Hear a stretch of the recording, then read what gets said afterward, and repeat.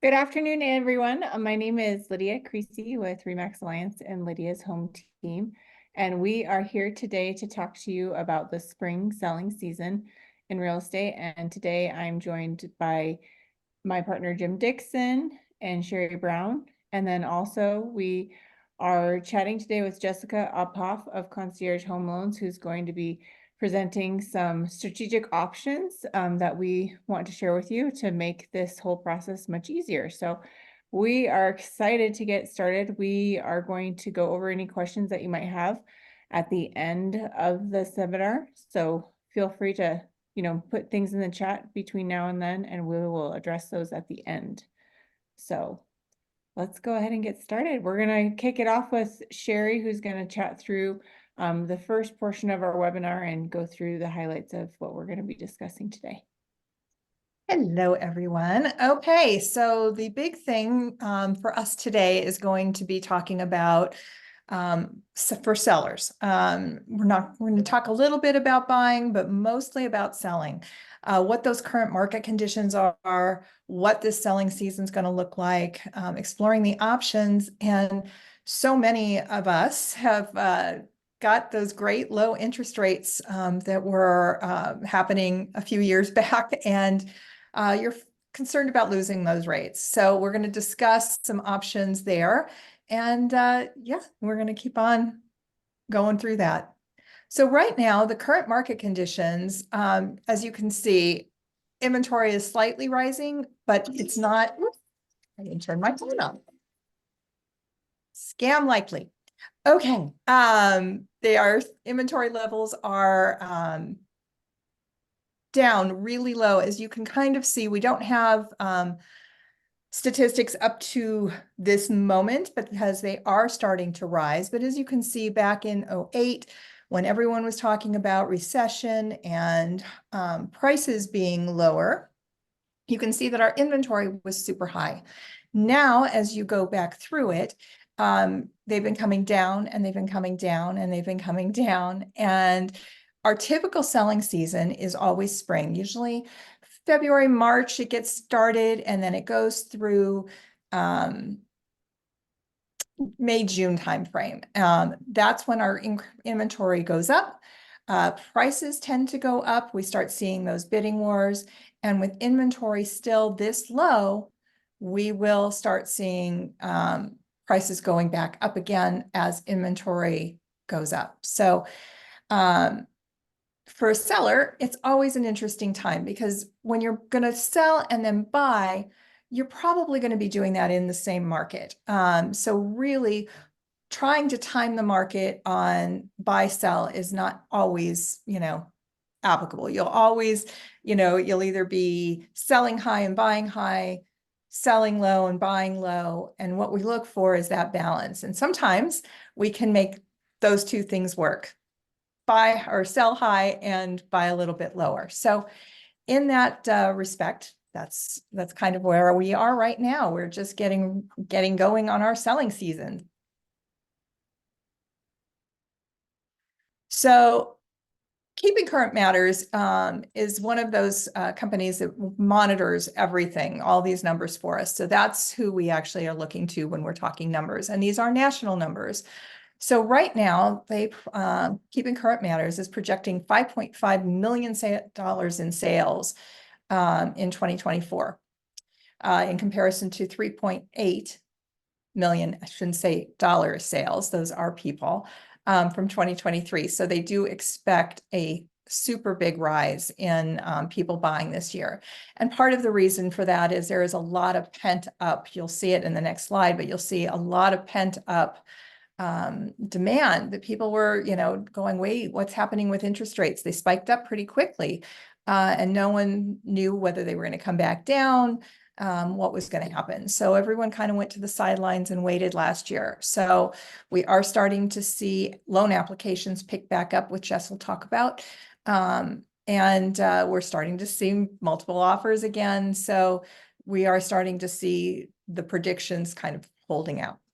The appreciation probably from 2023 is an average of 5% every year. Some of those years, if you go back, we were seeing double-digit appreciation.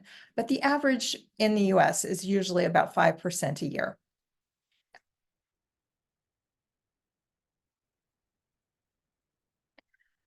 So reasons, top 3 reasons paused at the decision, like I said, mortgage rates. They were very unexpected for most people that they went up as high as they did. Inventory was still low, and so people were not finding what they were looking for. So 72% of people said that they were waiting because of mortgage rates. 34% said there wasn't enough to choose from. And then 17%, it was just affordability. They just couldn't afford a home at that point.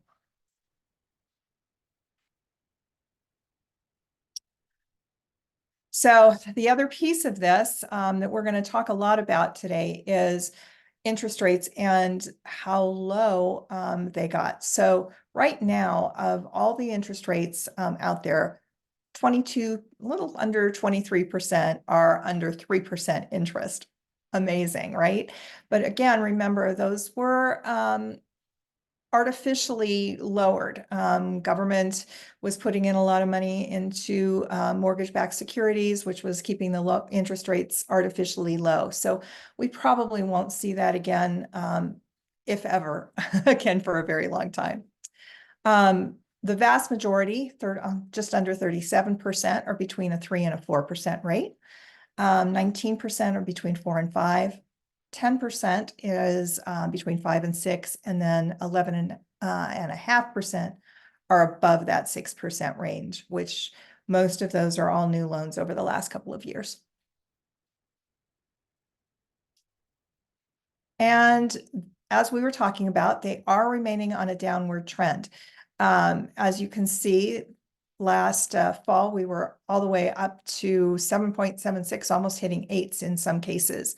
And now we are closer to, well, we're probably right back around 7.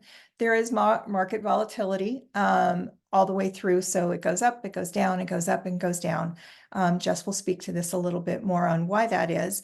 But remember that the Fed rate is not what drives, well, it's not the direct driver of mortgage interest rates. So just because the Fed says they're going to lower interest rates a quarter point does not mean that the mortgage rates are going to go down.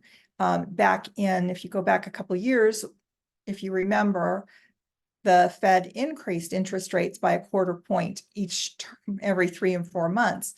And what the mortgage bond market did was anticipate those rates and went up pretty fast, pretty quickly. So we're expecting a much more downward trend again. And as those go down, more buyers are going to hit the market.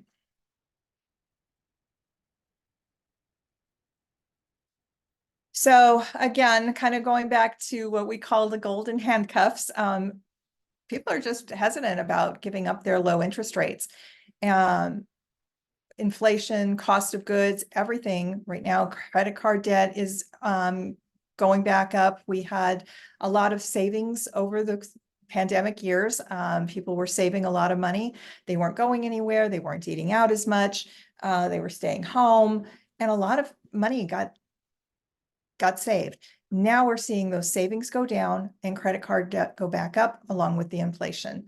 Now again, inflation is coming back down, so that's a good thing. And as inflation comes down, those interest rates will start coming down too.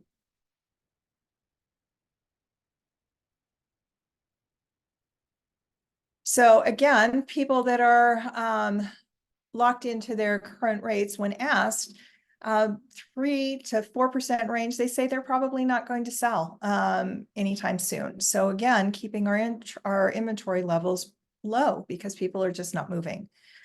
In the 4 to 5% range, they are saying, they're going to think about it. They might make a move.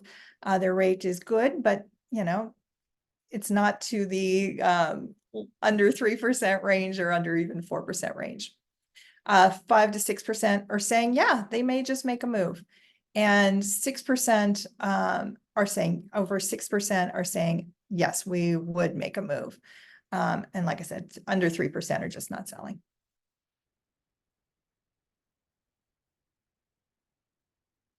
I'm going to turn it back over to Lydia, who's going to talk about then what to do in this lovely market we're having. Oop, you're muted. Thank you. Thank you for giving that summary. So that's really the landscape that we're walking into this selling season, is everything that Sherry just described. That sellers, are feeling like they're somewhat handcuffed with that low rate that they have, but also they may be still feeling that they really need to make a change. We have a lot of solutions surrounding that we're going to talk about, but really this is, over the last 20 or so years, this is one of the bigger years where we're actually seeing people wanting to sell for different reasons. So obviously there's always people that are wanting to upgrade or buy their first house. But this year we are seeing a lot more people who are wanting to sell because they need to pay off debt or downsize.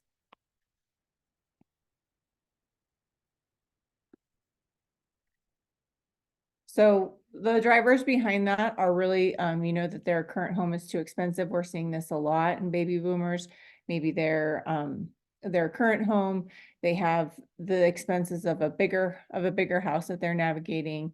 It's too large, it's too much work, and they're kind of trying to debate when would be the best time to make that change. So baby boomers will continue to downsize over the next few years. One thing that we want to kind of just add in there as something that's super important and can feel very overwhelming, but we do offer renovation services for our sellers. So if you have a home that needs a ton of work and you just don't know where to begin, where to start, that's something that Jim's gonna chat through and is a great service to sellers, really helping them maximize the highest price that they can get. So again, just coming back to that higher debt and inflation and credit card, and those are some strategies that Jess will also talk about as well, as far as how to decrease that and make it a just win situation for everyone. So the other, more standard reason that people will often make a move is relocation. So maybe they want to be near a new job, or they need to be near different schools or close to family. So that is a big thing here. And then we are also in an election year. So we don't typically see a lot of movement before election, but we do tend to see a little bit of movement after election. So I'll chat through that a little bit in the next slide.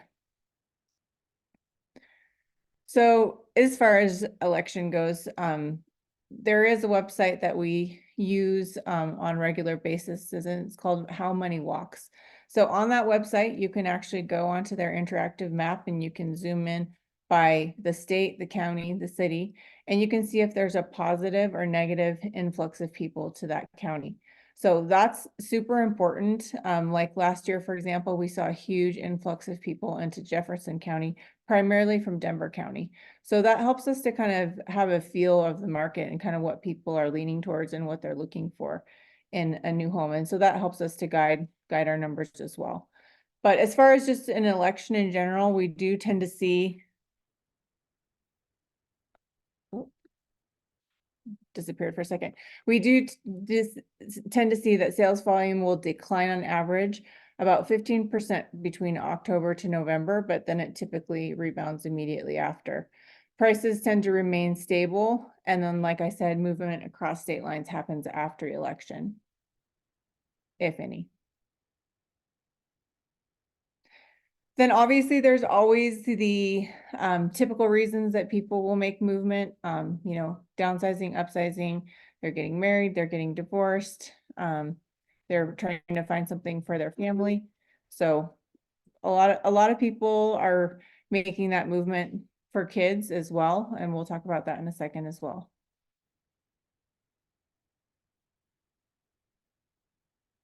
So on this slide, we'll talk a little bit about another reason why people are also diversifying their real estate portfolio. We are seeing a lot of people actually, especially when the rates were as high as they were last year, kind of being the bank for their kids. So maybe they're helping them purchase a property so that they can move forward with something that's a little bit more affordable to them.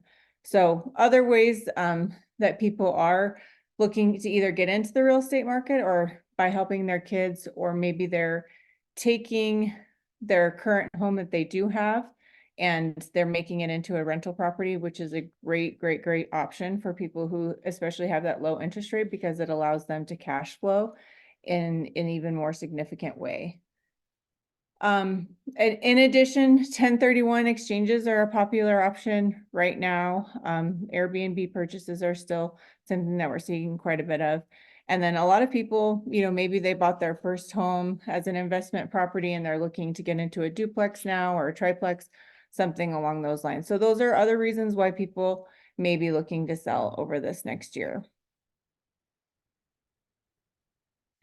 Okay, so with that, I'm going to go ahead and turn it over to Jess, who's going to chat through several different strategies that can help with all of those different situations that we talked about. Thank you so much, Lydia. I appreciate it. Hi, everybody. I'm Jess Uphoff. I run Concierge Home Loans here locally in Denver. We run one of the top mortgage teams here locally, and we support some of the top real estate agents in Denver with helping their clients with creative financing. One of the things, just based on everything that Sherry and Lydia talked about so far in the market, is we find a lot of sellers in the same position. Like, I want to move. I know I have these different objectives and why I want to move. I want to pay off debt. I want to be in a new school district, neighborhood, etc. But I don't know how to make the logistics work with the market conditions, because maybe you've heard there's multiple offers going on, or maybe you don't know how to move from one house to the other. Our team over the last 5 years in Denver has established this niche in Denver of helping homeowners transition between homes. We do a lending consultation up front with all of our clients to basically help them understand how to customize their logistical path from a financing standpoint. And I'm going to run through some of those options because there's really 5 ways to do it. And I'm going to talk about all 5 today, the way that I do in my lending consultations with my clients. So let's get started explaining the 5 ways to transition between homes when you own a home currently. So the first one, and this is what most homeowners feel like is the right option for them initially, which is, I would love to buy a house, but I have to sell mine first. What you're referencing when you say it that way is contingency. Like, basically, I've got to sell before I buy. So a contingent offer is something that is a little bit easier in a buyer's market environment. And right now, even though demand's been a little lower due to interest rates, we're still, from a inventory perspective, we're still very much in a seller's market. Sellers don't need to take a contingency necessarily, so they have been harder to be able to get a contingency approved in our current market conditions. But I will run through kind of the pros and cons, because this is one of the opportunities for sellers and people that want to transition homes. So the first way is to make a contingent offer. The pro of a contingent offer is you know exactly what you sold your house for, because you sell your house first. So you basically wait to get your house. You get under contract contingent on the sale of your home. You're like, hey, Mr. Seller, I'll buy your house, but I've got to sell mine first. So you sell your house first. You know exactly what you sold it for. You know exactly what your proceeds are. The amazing thing about a contingency is that you take on very little risk, where you don't own 2 pieces of real estate at the same time. So that's the attraction to a lot of people, is they don't want to own more than one house at the same time. So that's an amazing pro of a contingency. The cons of a contingency, which are substantial, I would argue, is 1, contingencies are more expensive. And what I mean by that is, I think if Lydia or Jim or Sherry were helping one of you write a contingent offer, the terms you could negotiate as a buyer would be less favorable if you were contingent, because the seller has some leverage over you if they're going to accept your contingency. And that amount of cost is hard to substantiate, but it's extensive. So as we look at some of these other options, I do think contingency by far is the most expensive. It might carry the least amount of risk, but it's probably the most expensive. Contingencies do carry some risk. So let me explain a risk that could be probable this year, being in a recessionary period. One would be You go under contract on a house contingent on the sale of yours. You get your house under contract, which is amazing. So now you have both houses under contract and all is well. But then the day before you're supposed to sell your house, your buyer calls your agent and says, hey, I lost my job. I can't buy the house anymore. And the risk there is that not only will you lose the contract on the sale of your home, but chances are you most likely will also lose the contract on the purchase of your new home. So it's kind of a domino effect that both transactions could theoretically fall apart, and any money and time and resources invested into both of those contracts is gone. So contingency carries a little bit of risk. And it also is a fairly expensive option from a cost perspective. As I mentioned, it's on the higher side.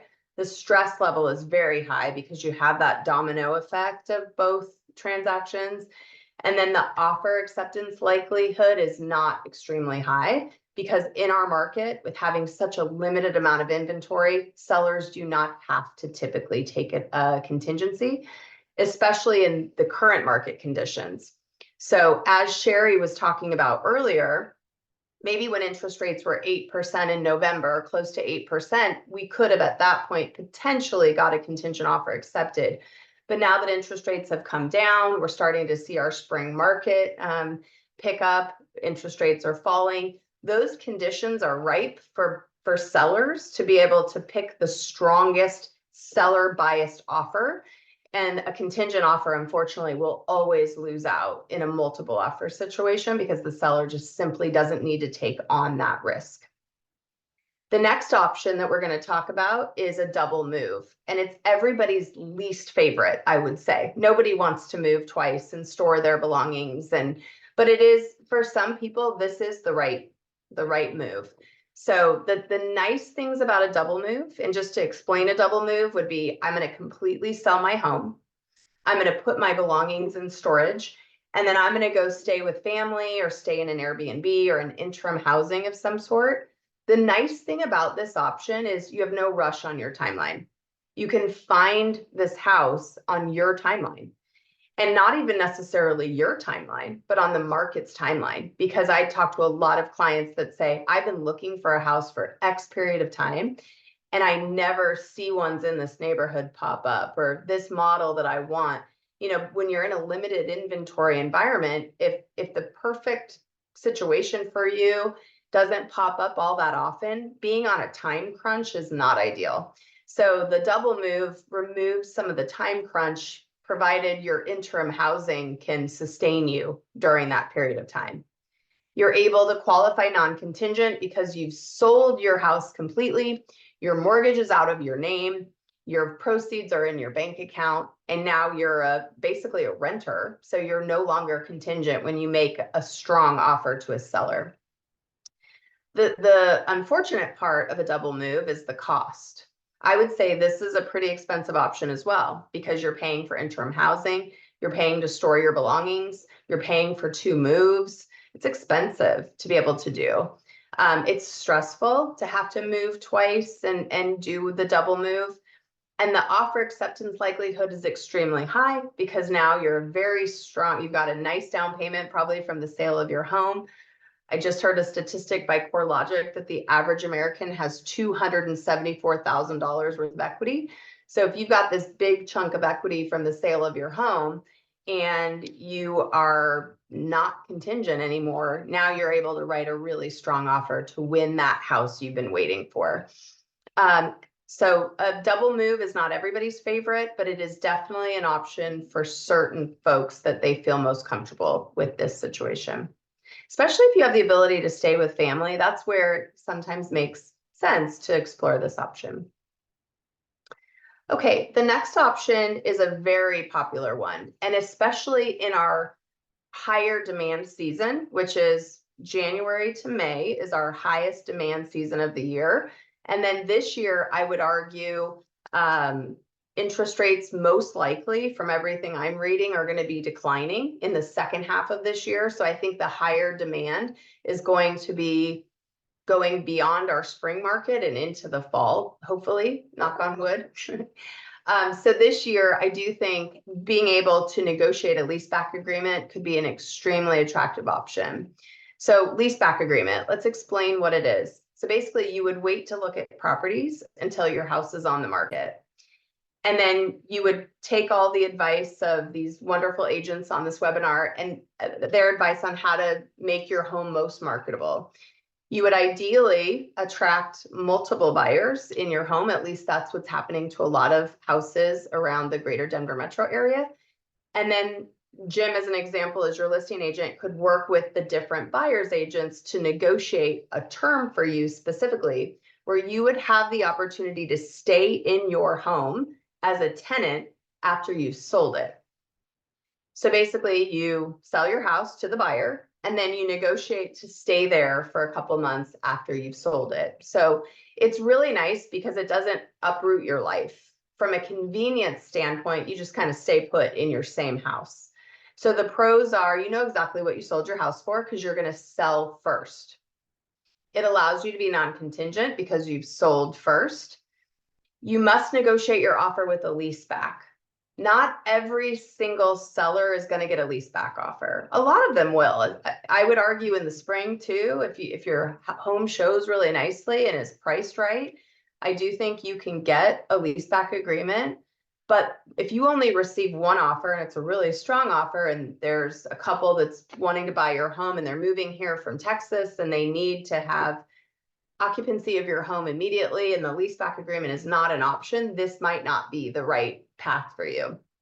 But if you can negotiate a leaseback agreement, it can be a really wonderful way to, again, a convenient kind of transition into your next house. The con is that once you do sell your home and you negotiate, let's say a 2-month leaseback agreement, that's as long of a leaseback agreement that you can get. And the reason for that is that if your buyer has financing, that's the key. If somebody pays cash for your house, this isn't necessarily the case.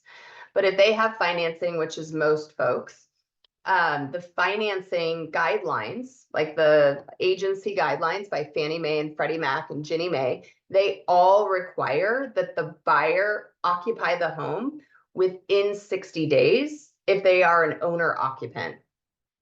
And so the likelihood is that your buyer will need to occupy the home within 60 days. So it gives you a shorter window to locate your replacement property. So you've got to wait to start looking at homes till your house is completely sold before you are technically non-contingent. And then you have 60 days to find your replacement home. So it is a good option. However, in a lower inventory environment, if you have a very specific home type that you want to buy and they don't come up that often, it might feel uncomfortable to only have 60 days to find your replacement home. The cost is not dramatic. A lot of times, if you do have multiple buyers that are interested in your property, you can sometimes get this leaseback agreement where you can live in the house for a couple of months for free, which is wonderful. I would say the stress level is high because you have to find your replacement home fairly quick, but the offer acceptance likelihood is extremely high because you are non-contingent.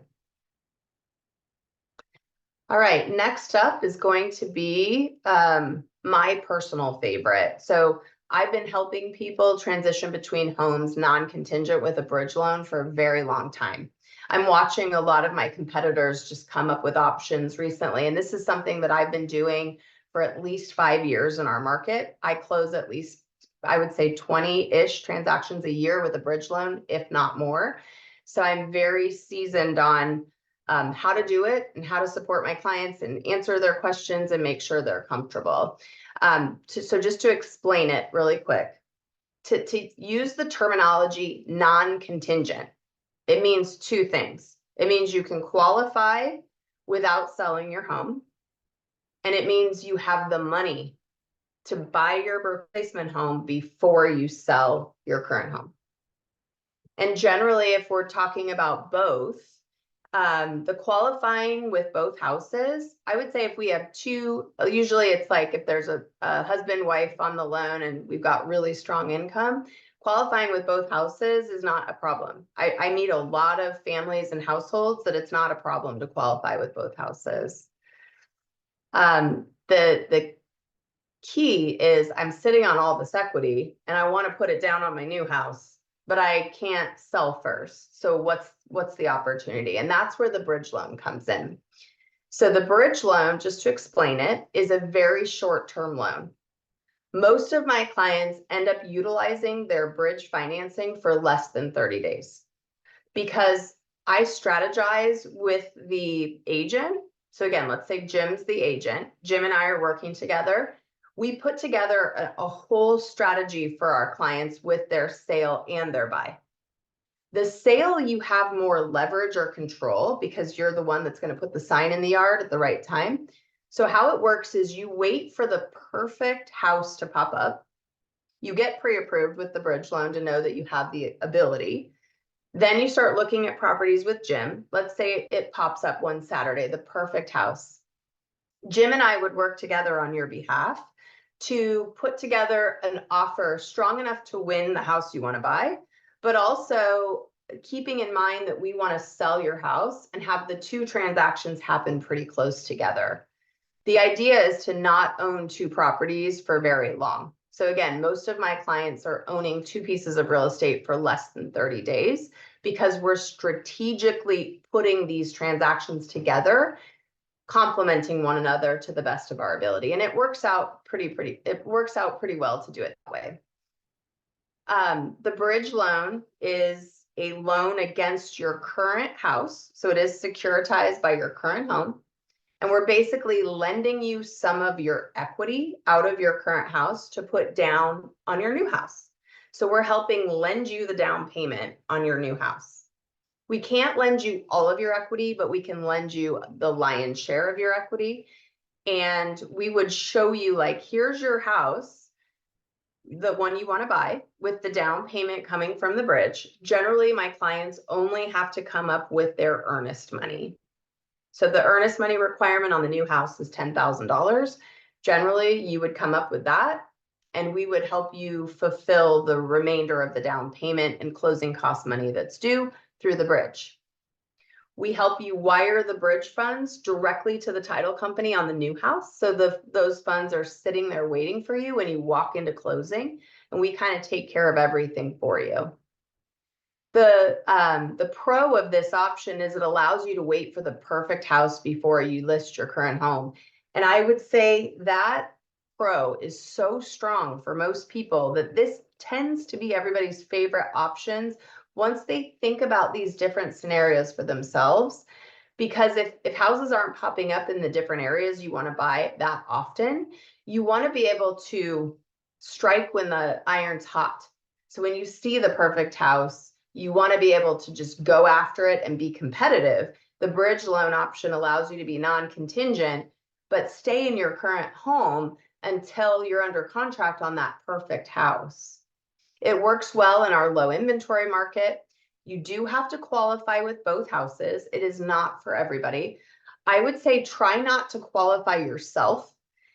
I work with a lot of older people demographic that they're on a fixed income like Social Security and so forth. And there's some pretty creative ways that we can help you qualify with both houses and a bridge loan. So try not to say, oh, there's no way I would qualify because I only earn a Social Security income. We definitely can present you with solutions of how we've done that for other clients. It does require some level of calculated risk. You have to be a type of person that will sleep well at night, knowing that you have a professional team around you, helping you manage both transactions. Jim and Lydia and Sherry and I, we do this a lot.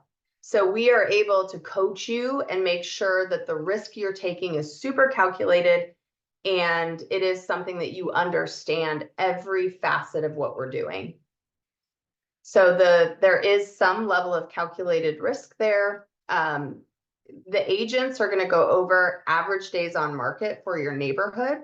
So you will, I think the biggest risk that most people ask me a lot of questions about is what if I don't sell my house? And it's a good question. And that's where the data comes in. So again, we lean on the professional to say, hey, what's average days on market for my neighborhood? And what does the data suggest that I should sell my house for? And where I've watched clients win over and over and over again with this option is by just listening to their agent. Hey, if you price your house at this price point, your house theoretically, based on the data, should sell in this many days.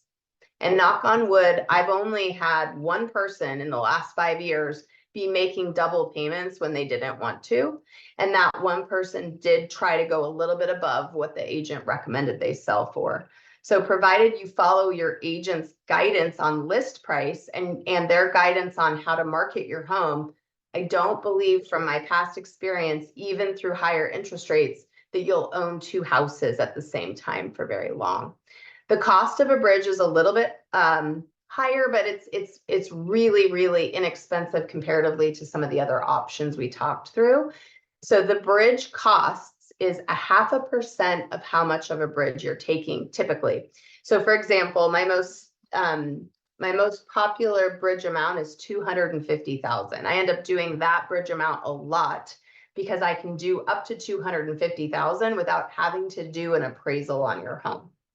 So I can close, believe it or not, I can close in about 14 days with a bridge. So if we're in a highly competitive situation where we're trying to beat out 4 or 5 offers because it's your dream home, we're doing a bridge loan, we can close really fast with the bridge loan, okay? The 0.5% in that example would be $1,250. And I've been talking to these agents here, and we are going to cover the cost of your bridge loan, that $1,250 in this example, for anyone that mentions this webinar. And so just keep that in mind, that there is a cost associated with it, but because you've watched this webinar and you've made it this far to listen to my component, that is our value add to this group of people that are watching. The offer acceptance likelihood is extremely high because you have a large down payment. That $250,000 bridge allows you to be a very competitive buyer. So the likelihood you'll get your offer accepted is extremely high. Last but not least is going to be talking about the difference between a home equity loan and a bridge loan. I do hear a lot of agents recommend to their clients to open a HELOC. And I personally am from the mindset that that's not the way to do it, because I'll explain. A HELOC is intended to be taken out longer against a house you intend to retain.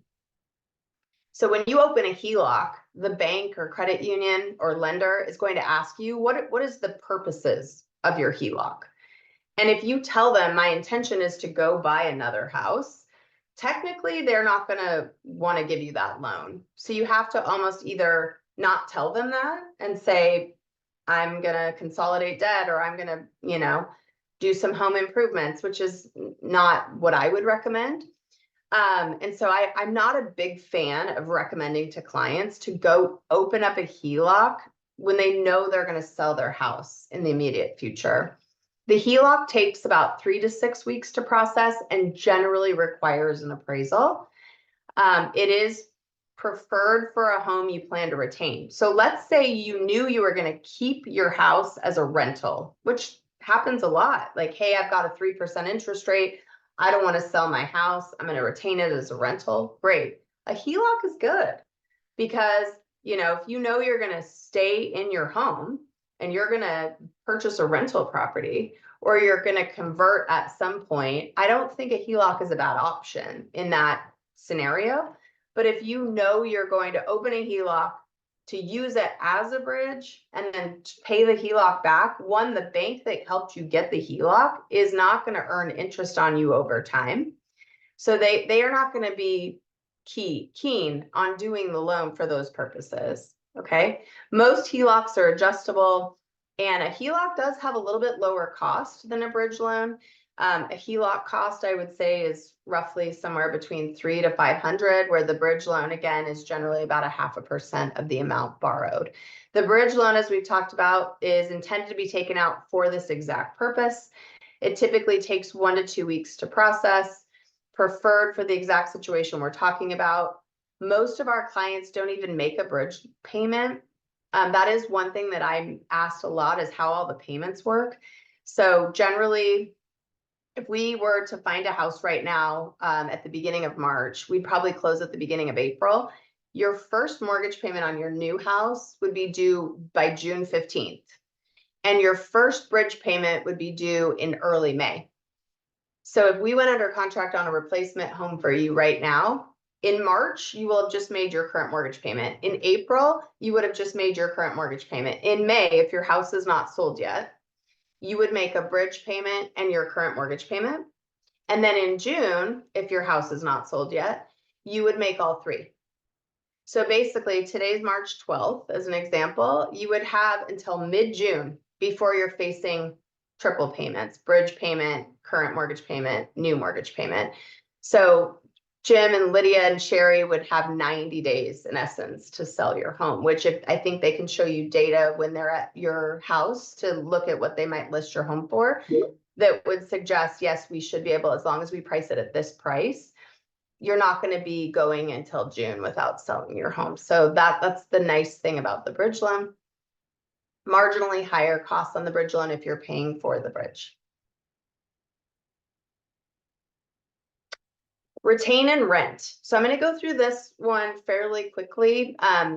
If you have a very, very low interest rate and you are of the mindset that you want to own multiple properties, you feel comfortable with being a landlord, and you want to build a real estate portfolio, this can be a phenomenal option. I love meeting with investors to talk about building wealth through real estate, if that's your thing. It's not for everybody. I meet with a lot of clients that think they want this, but then as we explore it further, just, you know, what it means for them with their time and so forth, it isn't a fit for everyone. But if you look at the appreciation levels here in the greater Denver metro area, like historical data, I think Sherry referenced 5%. I have access to some data that's county specific on appreciation. And I would say projected appreciation is extremely conservative, 5 to 5.5% in the greater Denver metro area for most counties. When we do the math on owning two pieces of real estate, appreciating at that appreciation rate, it's pretty astounding when I do that math for people and I'm like, okay, we retain this house that's valued at 800,000 and we buy this house that's valued at 1 million, owning, you know, $1.8 million worth of real estate at a 5.5% appreciation rate. It's pretty remarkable if you can have your tenant cover all your costs on your exit home, including, let's say, any HELOC that you borrowed to purchase the new home. I do think that it's pretty phenomenal if it's for you. So the pros are it allows you to wait for the right house if you know you're going to be renting your old house. It allows you to have two appreciating assets. Cash flow, theoretically, the rents should cover your entire mortgage payment, any HOA payments you have, any HELOC loans that you've taken out for down payment. If it doesn't, let's say you break even initially, but you don't have cash flow, over time, your rent will be going up, but theoretically your mortgage payment would remain fixed. So you should build cash flow over time. The cons are there are some required maintenance and management costs. Most people need to leverage their equity to buy the home they want. Not everybody can afford to buy the new house they want while retaining their old home. And it does require a personality that can sleep well at night with the level of risk.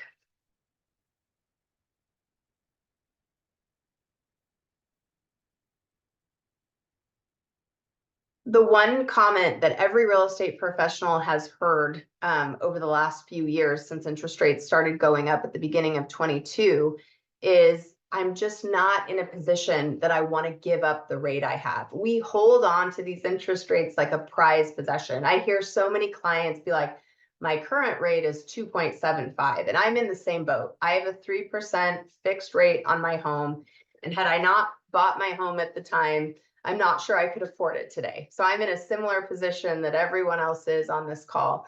But the one thing I'm also watching, this dynamic, is that by holding on to this extremely low interest rate and not utilizing the average equity in our house, I am watching people get into debt, non-mortgage debt. and then not have the ability to leverage their equity. So I want to chat about this dynamic, because I'm meeting a lot of people. They want to make a move. They have an extremely low rate and they have debt. And that is a lot of people right now, I would say, just because we have just gone through the highest bout of inflation we've had in 30 years, and everything is expensive, and the dollars of earnings aren't necessarily higher. And so we might be in a position where we have more debt than we once did. So what should we do when we have this debt? I want to show you an example of one of my clients that I met with not that long ago. So this particular client had a tremendous amount of credit card debt, and she had a 3.75% interest rate. Her monthly payment on her mortgage was about $2,800. Her monthly payment on her non-mortgage debt, AKA credit cards, was right at $2,000. So she was paying about $4,833 a month all in. And she was telling me, I can't afford more than $3,000 for my mortgage, which I understand. Like, right? Like, if I have $2,000 of other non-mortgage debt, I can't make my mortgage $4,000. And I think people are playing around with mortgage calculators online and saying, okay, if I want to move and I need to borrow this much, this is how much my mortgage payment is going to be. And they see 4,000 and they say, nope, I'm not moving. I can't afford, I can't give up my 3.75 interest rate. And I'm going to just keep making these minimum payments on these credit cards. So I walked this particular client through a strategy where they could get out of debt, buy a new house that's more expensive in the area that they wanted to be. They wanted to live closer to family. So I helped them see going from her current home price of $700,000 to her new home price of $775,000. So she's not making a tremendous jump, but she's making a jump, and paying off all of that debt. So I showed her selling her house, paying off all her debt, putting down less money than equity she had, and her new mortgage payment would be $43,1391. But her debt is gone. So she's basically saving $520 a month. I showed this to her and she was like, well, I've been making those payments monthly for a long time now, so I know I can do it. And if that debt's gone, I can sleep better at night. And then I took it one step further and I said, if you feel like you can afford those debt payments and your mortgage payment currently, and you feel like that's an affordable threshold, the $4,800 that you've been doing, what if we took that extra $500 a month and applied it towards your mortgage? Because ultimately she wants to be debt free one day. She wants to be mortgage free one day.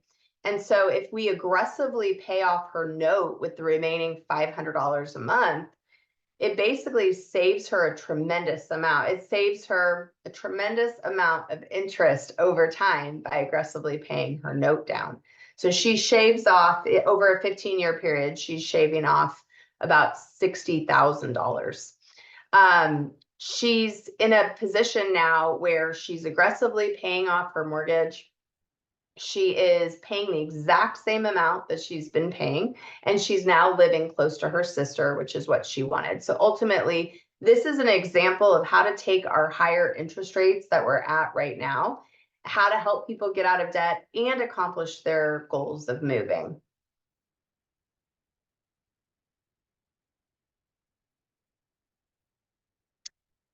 As I mentioned earlier, this is my last piece.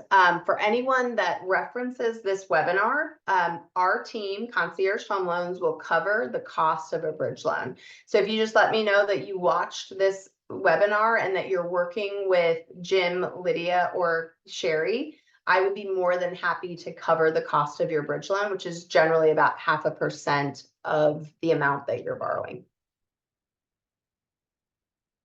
Thank you, everybody. Thanks, Jess. Thank you. I'll give you a break from talking. Jim's gonna take over. All right, thanks. That's great. I'm gonna actually go over a scenario that we used Jess with one of our clients, and they got a bridge loan through her, and we were able to help them get top dollar for their house. So we'll talk about that in a minute. But real quick, when we go to sell, list a house for sale, we include staging at no cost to the sellers. It's all incorporated in just the overall fee. Because we know what staging does to sell your house. The stats right there, homes that are vacant and staged sell between 1% and 5% higher and a lot faster than homes that are just sitting there vacant. Sometimes you see in photos some virtual staging. It just doesn't get the same effect as when somebody walks into the house and sees the staged house. Our stagers are great. They allow a buyer to walk in and see their own stuff there rather than, personal items. And, how everybody chooses to live in the house is very personalized. So we try to neutralize that as much as possible so that buyers can see themselves in that house. So there's a couple pictures right there. Even if you're living in your house, we say they're the homes that are vacant and staged. That's not always an opportunity that everybody has. So if you're still living in your house, our stagers will come through. We've changed out furniture for people. We've done just small decor for some people. So we do all we can to make the house look as great as possible. One, for the photos, professional photography is also included. We pay for that and staging. But the photography, that's your first showing, when your house hits the market and is online, before anybody chooses to come see it or not. They're going to look at those photos, and, those are very important. The quality, and, who we choose as our photographer, we've had nothing but great success with. So staging, photography, everything that we do leading up to listing your house is very important. And I think we have a great grasp on that. So like we've talked about a lot during this webinar here is, if your house isn't ready to hit the market and get top dollar, we've done a lot of things for our clients. And me personally, obviously I'm a licensed real estate agent working with Sherry and Lydia. But I also do a lot on the investment side of things, most specifically like fix and flips. So you can see some pictures here from a project that we worked on last year. This was a house in Broomfield. The sellers had it as a rental. They actually had family members that they were renting to for like 30 years. They'd been in there for a long time. They did somewhat of a kitchen renovation about 20 years prior, but nothing else in the house was really touched. They approached us, and as we walked through the house also had a lot of structural issues, which is a huge red flag to a lot of buyers, and a huge thing when that comes up in inspection. I don't even know the percentages, but a high percentage of those deals just fall through because people get scared when they don't understand what the structural issues are and the high costs associated with remediating those issues. So in this particular scenario, we had structural issues. We had a few other maintenance issues within the house, and I don't know how to say it. It was just ugly. We had purple rooms, blue rooms, red rooms. That bathroom is just, it's probably nice 30 years ago. So basically, I approached the seller, and said, hey, here's what an investor will pay for your house. And that's pretty much the most we can get for it in its as-is condition. She definitely wanted top of the market value, didn't want to make it work at that lower price. So we ended up partnering with the seller and saying, okay, here's what the house is worth now. She didn't have the funds to put into it. So I partnered with her. I took care of all the rehab costs associated with getting the house in tip-top shape.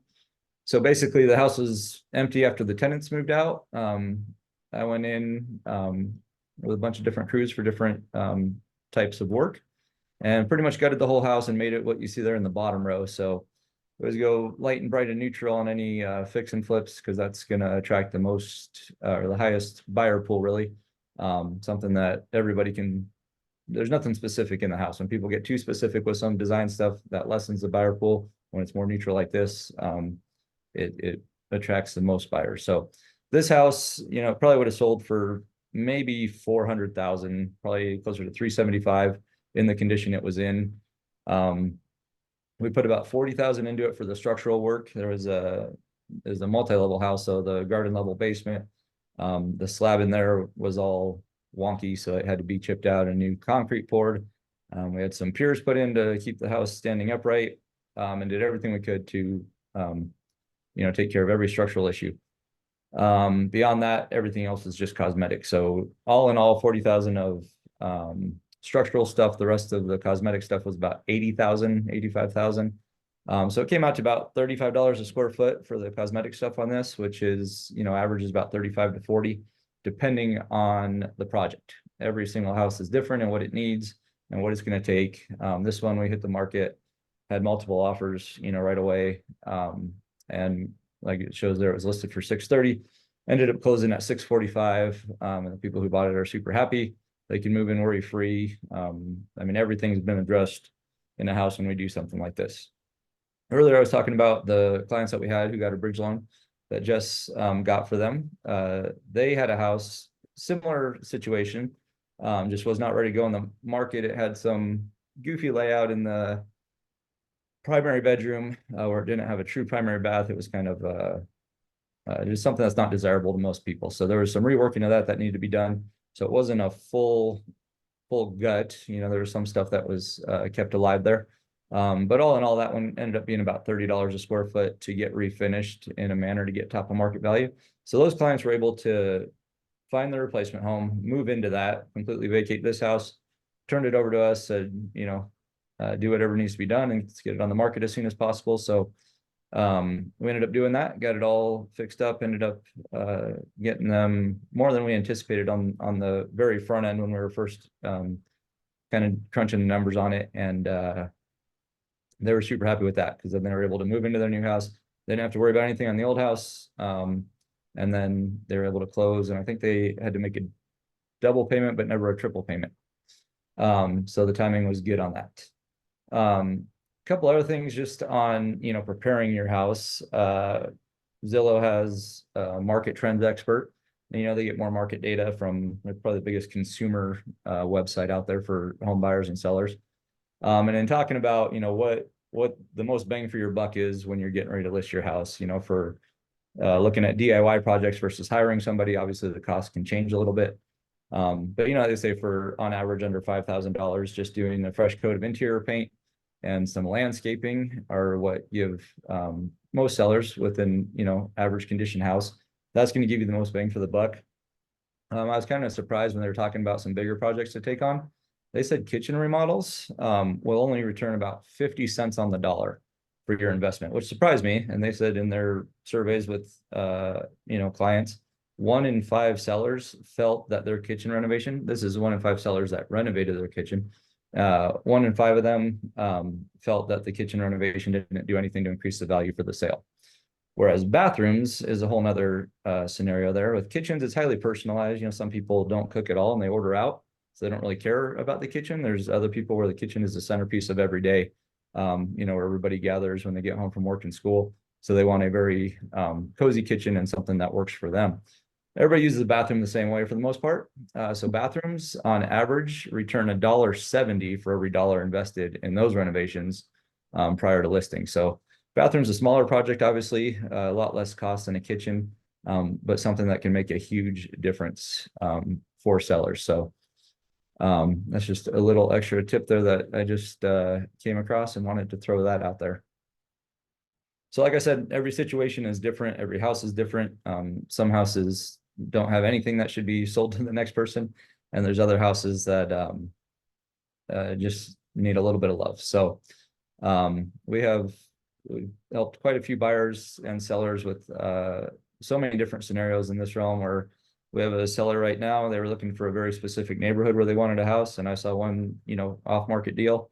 And we ended up getting that house and it's a complete gut. So we're doing the whole remodel with them and helping them pick out, you know, every option that they want so they can move into exactly what they want when that house is done and they're able to move right in. So lots of different situations. We are going to throw out a link to a Calendly that we now have. So you can get on there, schedule a time with us to talk about your personalized situation and see how we can best help you to get top dollar for your house and get the best house to get everything you want on your buy side. Thanks, Jim. Yes. I think those tools are super beneficial. So I think just in summary, you know, no matter what your reasoning is for selling, if you feel like you need to consolidate debt or downsize, we do have tools for that. If you're relocating for any reason, we're here to help with that. And some of the strategies that Jim talked about as far as either whether it's making some minor improvements or major improvements or just staging, we do have that tool belt in place for no matter what your situation is. If you're looking to upgrade and you're just not sure which comes first or what you can qualify for, or what you can afford when it all comes down to at the end of the day. Just talked about the various options to really set you up for success and find a strategy that works for you, no matter if you're ready to take on more risk or if you want to play it on the safe side. We have those strategies in place for you. And then if you're looking to diversify your real estate portfolio, we also can help you with that. So like Jim mentioned, he's got a lot of expertise in that area as well. So, you know, whether it's connecting you with property managers, if you want to keep your house, or if you want to sell it, or if you want to sell it to a family member, we can help you with all of those different details as well. So just again, whatever your situation is, we're here to help, and we have tools for your specific situation. So we know that, you know, you may have more specific questions, and we're happy to chat with you offline as far as that goes.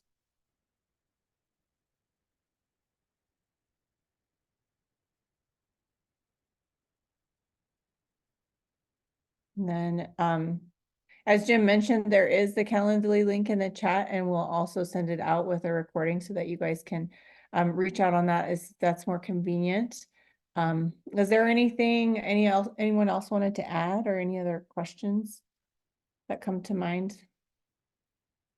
I know a couple of those slides might have gone away when I was talking, so phone calls at the same time, so.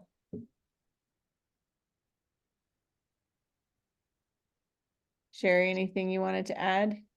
No, I think we covered it. It all looks really good. I think you know, that offer from Jessica to pay for the bridge, that's a huge deal, and there can be so that can be probably one of the best options that we see is doing a bridge. It gives everybody a lot of peace of mind. Again, you're in good hands with our team and with Jessica to make sure that we get the timing down as best as we can, and make sure you don't have that second payment. So yeah, that's my favorite as well. I know she said that was hers, but by far it's ours. Yeah, I think in combination with the staging that we offer, it's a huge benefit to the seller. So between the staging and those options, and then again, if the home needs a little bit more and you are ready to kind of take on a project and you don't need that money right away, then Jim's option is there as well. So definitely have some resources that we are happy to provide and share, and that's what we love and that's what we do best. And I think another component that's super important is just being able to multitask, and having these different projects under one team really makes a huge difference. So Jess and I have worked together before. Jim and Jess have worked together. Sherry and Jess have worked together. So we do know how to handle all the different moving parts, and that's what we do best. So. And on that note, I think one thing we can do as a cohesive unit is do a combination of a comparative market analysis of what your home is worth, and then also an equity analysis. So if you do have non-mortgage debt that is, you know, become a burden, and you do want to make a move, and you connected to the data that we put up today about how that is still possible, we'd be more than happy to meet with you as a team and do a comparative market analysis combined with a equity analysis to say, here's the path that we see for you to accomplish your goals. Absolutely. Again, everybody's different, so there's not a cookie cutter solution for everyone. And that's, I think, what we pride ourselves in, is being able to help people individualize however they're comfortable and however they see the best path for them is. True. Well, thank you everyone for jumping on here. Again, reach out if you have any specific questions, or if you'd like to schedule a time with us. We'd love to meet with you. And thanks for taking the time to listen through our presentation, and we look forward to connecting soon. Thank you. Thanks.